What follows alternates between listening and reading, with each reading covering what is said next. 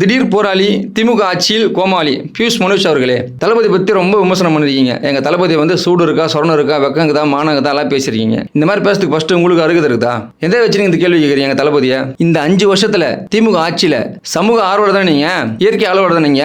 மணல் கொள்ளையை தடுக்க சென்ற பல சமூக ஆர்வலர்கள் மணல் மாஃபியாக்களும் கல்குவாரி மாஃபியாக்களும் கொலை செய்யப்பட்டிருக்காங்க, அடிச்சே சாவச்சிருக்காங்க. இதுல முக்கியமா தூத்துக்குடி மாவட்டத்துல விஏஓ லூர்து பிரான்சிஸ் 2023 அடித்து கொலை செய்யப்பட்டார். அதை எடுத்து நீங்க கேள்வி கேட்டீங்களா? கம்பத்துல சதீஷ்குமார்ன்றவர் கல்குவாரி மாஃபியாவால கொலை செய்யப்பட்ட 2025. இதுக்கு நீங்க கேள்வி கேட்டீங்களா? புதுக்கோட்டையில திரும்பியும் ஜபகர் அலி கல்குவாரி மாஃபியாவால கொலை செய்யப்பட்டார். இதுக்கு நீங்க எடுத்து கேள்வி கேட்டீங்களா? மணல் திருட்ட தடுக்க சென்ற பத்திரிகையாளரை திமுக எம்எல்ஏ அடிச்சிருக்காரு, சோசியல் மீடியால ஒரு வைரலா போச்சு. அதை எடுத்து கேள்வி கேட்டீங்களா? நீங்க கேரளால இருந்து வர கழிவுகளை இங்க கொட்டிட்டு போறாங்க, அதை தடுத்துறீங்களா? நீங்க நீர்நிலைகள் ஆக்கிரமிப்படுது இந்த ஆட்சியில, அதை தடுத்துறீங்களா? நீங்க பேனா சின்னம் பற்றி ஏதாவது ஒரு வார்த்தை பேசியிருப்பீங்களா? நீங்க பரந்தூர் விவசாயியை பாதுகாக்கிறதுக்காக எங்க தளபதி தான் அங்க போயிட்டு மக்களை சந்திச்சிருக்காரு. இதெல்லாம் உங்களுக்கு தெரியல? உங்களுக்கு இதுல யார் போராளி, யார் மக்களுக்காக நிக்கிறாங்க, யார் கோமாளின்றத மக்கள் பார்த்துட்டு தான் இருக்காங்க. சரிங்களா?